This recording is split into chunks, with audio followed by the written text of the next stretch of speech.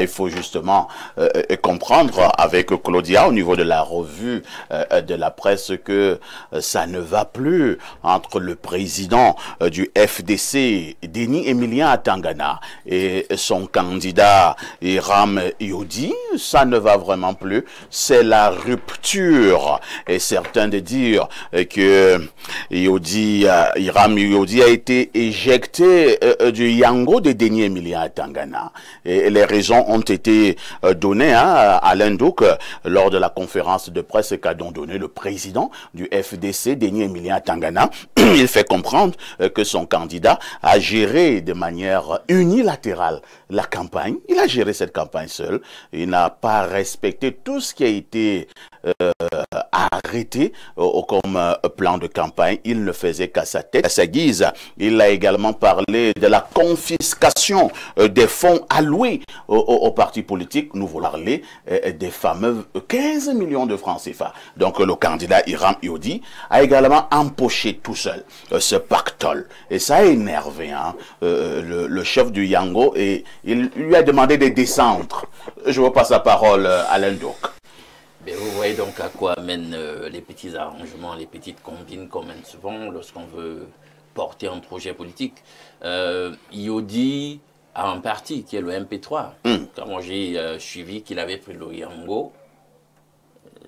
Il n'avait pas le choix, bon, puisqu'il n'avait pas d'élu. Ça veut dire que, voilà, dans une certaine mesure, on n'a pas stratégiquement bien réfléchi avant de se lancer. Bien. Les faits sont là, il n'avait pas d'élu, il fallait donc quelqu'un capable d'endosser sa candidature. Mais j'ai l'impression que la plupart du temps, dans le contexte camerounais, les griefs naissent toujours autour des questions d'argent. Toujours est-il que l'argent est remis justement au candidat. Ouais. Donc Yodi ne pêche pas à ce niveau. Non, si l'argent est remis au candidat, est-ce que ça veut dire que le candidat doit manger seul? Non, il ne mange pas seul, justement, parce qu'il y a quand même quelqu'un... Est-ce qu'il a payé le Yango? Il faut aller voir, est-ce que le problème c'est au niveau du partage, etc. Ouais. Le président Denis Emilien Atangana était clair, il a confisqué tous les 15 millions.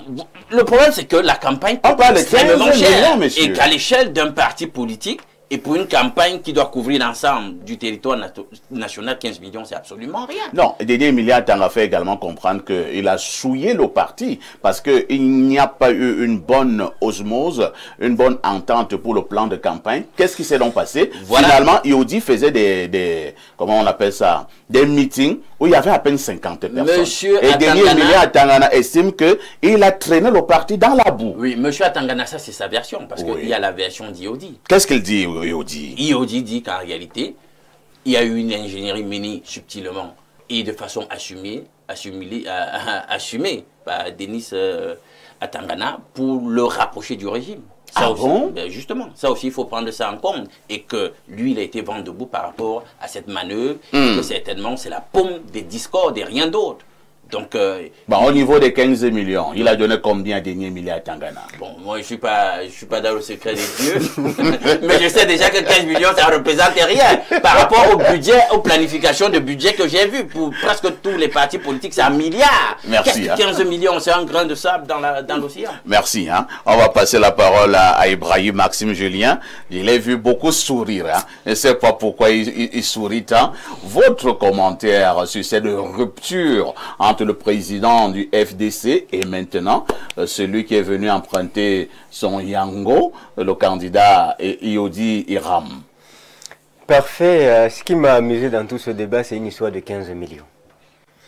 Les 15 millions, je ne suis pas sûr que ce soit toujours les candidats qui reçoivent les 15 millions. J'ai suivi une émission où c'était le professeur Koumvondo. Alors que lui n'était pas candidat. Il n'était pas candidat, il était président du parti, qui allait récupérer les 15 millions et il les a mis dans la sécurité.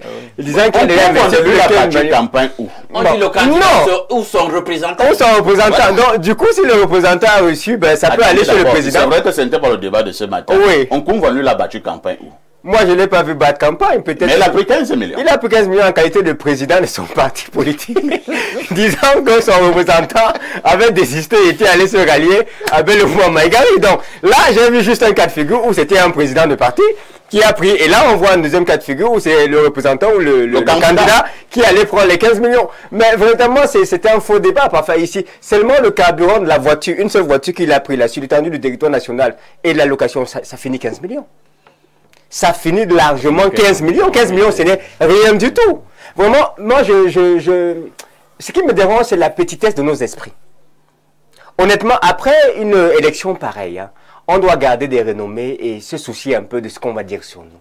On ne va pas se livrer à des batailles médiatiques pour une histoire de 15 millions. Bon, il n'y a pas que 15 millions. Hein. Le président Denis Emilia Atang a dit également que le monsieur a géré unilatéralement sa campagne. Bon. Il ne savait pas qu'il était pour le compte d'un parti politique. Il n'y a pas eu osmose, il n'y a pas eu un véritable plan. Et du coup... Parfois, c'est facile d'avoir osmose. C'est facile d'avoir l'énergie de rassembler les foules. Quand vous avez suivi l'activité politique de cette élection présidentielle, c'était facile pour un nouvel entrant, comme il dit, de diriger les foules. Il prenait le capteur où c'est sur les 15 millions qu'on attendait qu'il fasse des merveilles. Un meeting quand même où il a à peine que 50 personnes. Est-ce que c'est facile? On a vu des personnes qui avaient 3 personnes parfois ici. Ah bon? Moi j'ai vu des investigations au marché où il y avait 4-5 personnes qui étaient derrière le candidat. Ah ouais. Est-ce que c'était si facile que ça de mobiliser les gens parfait? Mais non! Il faut reconnaître que ce jeune homme-là, il a déjà eu assez de courage pour faire ce qu'il a fait. Il y avait devant lui des mastodontes. Pourquoi est-ce qu'on dit, le professeur Congo dit que M. Akemouna est quitté parce qu'il n'y avait pas suffisamment de liquidités? Entre le grand bâtonnier Akemouna et Yodi, il y a match en termes d'économie financière? Il n'y a pas match. Et pourtant, le grand Akemouna a jugé nécessaire d'aller faire une coalition. Maintenant, et même jusque-là, pour mobiliser, c'était 3 personnes. C'est pas évident. Donc honnêtement, je n'ai rien contre le président Atangana. Oui. Pour ce parti, il connaît très bien. Vous parlez très mal contre lui. Non, je n'ai rien contre lui. Je ne le connais même pas personnellement. Atangana a créé un parti politique. Non, et je le félicite pour ça. Très jeune. Je le félicite pour ça. Il a fait la passe à un jeune comme si c'était facile, pourquoi lui-même il n'est pas allé gérer cette passe-là? Non, lui il a fait montre de grandeur. Il a fait montre de grandeur. Qui continue donc à faire montre de grandeur à l'heure actuelle? Non, quand on empoche quand même 15 millions. 15 millions, c'était en campagne politique. Pas un bonbon? Est-ce que c'est bien? Est-ce que c'est une histoire de bonbon, la candidature présidentielle? Hein? Mais non, soyez un peu plus sérieux. Moi, même si ça m'était arrivé, j'aurais fermé ma bouche. Mais je quitte avec une tendance de il s'est battu, ils ont fait ce qu'ils pouvaient faire, c'est bien. Mais maintenant, on commence à voir qu'il y a la discorde, ils s'entendent pas, il y a ci, il y a ça. Mais c'est moche à entendre. Mon lion, vous qui êtes un observateur certainement très averti de la scène politique au Cameroun, ce n'est pas la première fois que cela arrive. Hein. On a connu également l'épopée professeur Nkoumvondo, déjà lui il est habitué du fait, et qui a également eu une très grande rupture presque spectaculaire avec à l'époque son candidat Cabral Libi au niveau en 2018. Oui. Et ils se sont également brouillés. Et à ce niveau, on parle aussi d'une affaire d'argent. Une affaire d'argent. On convient d'estimer que c'est son parti et Cabral pensait que c'est lui qui a donné un peu plus de visibilité à ce parti et ne se sont plus entendus. Et il a chassé Cabral, ou alors Cabral a pris large. Maintenant, le même on convient a encore connu une autre rupture, toujours avec un autre qui est venu prendre son parti, Yango, maître Akeremouna. Mais Dieu merci, pour cette fois-ci, c'est le professeur Nkoumva lui-même qui allait décaisser. Voilà peut-être pourquoi le professeur Nkoumva ne parle plus beaucoup. Hein. Il ne parle plus beaucoup. Mais il a décaissé. Où est-ce qu'il a battu campagne? Ces fonds ne sont pas des fonds publics. Bon, parfait, je vais commencer par être étonné que ces problèmes arrivent sur la place publique, parce que tout à l'heure, on va parler des affaires. Mais parler qu'en politique, on fait aussi des affaires. Ah bon? Mais c'est ce qu'on est en train de voir. Apparemment, en politique, on fait aussi des affaires. Mais ce que je veux dire, c'est que dans un pays de droit, que ce soit en affaires, ou bien lorsqu'on décide de faire des affaires en politique, il faut une sécurité juridique. On ne peut pas se lancer dans une relation. Pareil, vous investissez quelqu'un qui n'est pas président du parti pour qu'il devienne président de la République. Et vous ne mettez pas sur pied une clause contractuelle bien définie. Il fallait signer un contrat. Bien sûr, toute relation humaine, entre vous et moi, on s'engage en affaires. Au début, c'est très beau, mais demain, il peut y avoir des problèmes. Même en famille, il y a des problèmes entre les gens en famille. Tout à fait. Une fois que les gens décident de se mettre ensemble, la sécurité juridique voudrait qu'on s'asseye, qu'on définisse les conditions sur lesquelles on va évoluer, comme elles sont écrites, qu'on signe, si c'est un engagement sous un privier, mais qu'on enregistre pour rendre le document authentique, afin que demain, s'il y a un problème, qu'on tranche différent en fonction des clauses. On ne peut pas être en train de s'engager pour une affaire. Bon, imaginons que celui qui était investi devenait président de la République. Sur quelle base devait-il fonctionner puisqu'il partit pour le président de la République? Mais on met sur pied un cadre contractuel bien défini. Pour l'instant, il peut encore être président de la République. Hein. Voilà. Les résultats ne sont pas encore rendus officiels. Ne sont pas rendus officiels. Mais pourquoi quand je le dis, vous commencez à rire? Moi, voilà. Je n'aime pas ça. Donc, ce qui est clair, il devrait, et il savait que les 15 millions devaient être reversés lorsqu'ils s'engageaient, puisque ces fonds-là sont connus d'avance, les tests les prévoient. Comment est-ce qu'ils sont entendus au départ que ces frais devaient être gérés? Ça fait partie des clauses du contrat. Moi, ça m'étonne que deux personnes... Apparemment, ils se sont entendus. Hein. Il se trouve simplement que c'est comment on l'appelle, le monsieur Hiram Iyoudi qui n'a plus respecté, entre guillemets, ce qui a été arrêté concernant justement ces fameux 15 millions. Bon, ben, nous sommes dans un pays de droit. Que l'autre laisse en justice et puis que la loi soit appliquée. Est-ce que Iyoudi a roulé Denis à Tangana? Bon, ne maîtrisant pas leur accord. Personne de nous n'était là lorsque les deux s'entendaient. On n'a pas lu leur convention, leur plateforme qui mettait les deux ensemble. Donc on ne peut pas savoir ce qui s'est passé. Très bien. Et ce que je dis, c'est que si l'un estime avoir été lésé, mais qu'il aille en justice. Merci. Hein. Nous accueillons Joseph Zambo pour les intimes. Joseph Zambo. Joseph Zambo, bonjour. Bonjour Parfait ici et bonjour à tous ceux qui nous suivent. Comment tu vas ce matin? Je vais très bien. Je t'accueille donc à Chouan avec cette rupture entre le président du FDC, Denis Emilien Tangana, parce que lui, il avait un élu. Il a fait en sorte que M. Iyoudi puisse être candidat. Sinon, ça devait être compliqué pour lui. Mais Denis Emilien est en train de dénoncer maintenant son candidat en disant qu'il n'a pas d'abord respecté tout ce qui devait être fait au niveau de la campagne, comment la campagne devait se... Il est couché comme ça chez lui. Il entend seulement que Iyoudi Badi a campagne à tout combéré. Il dit, comment il a fait? Moi, je suis même pas au courant qu'il est à tout combéré. Il dit que c'était un désordre. Et finalement, il y avait à peine 20 personnes, 50 personnes. Il dit que ce monsieur a traîné son parti dans la boue. Deuxième chose, il ne sait même pas comment il a fait avec les 15 bâtons. Et donc, le président Denis Emilien Tangana est fâché et il a fait descendre de son yango. Alors, moi, ça me fait rire parce que quand on écoute les sommes, c'est 15 millions qui ressort et on parle d'une élection présidentielle. Ça fait rigoler.